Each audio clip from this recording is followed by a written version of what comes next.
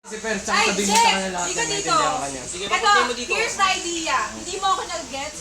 Sampulaw. Basta. Nakasam, umuwi ka nga. Here's the idea. Hindi mo close-minded na masyado. At ito ang point ko. Hindi ako may kasalanan ako, si Per. Si Per ang may kasalanan. Ito, Jeka, kung hindi, si Per ang may kasalanan kasi ang kapal ng mukha niya. Oo, totoo ang kapal ng mukha niya. Pero ikaw, tanga ka. That's the point. Tanga ka.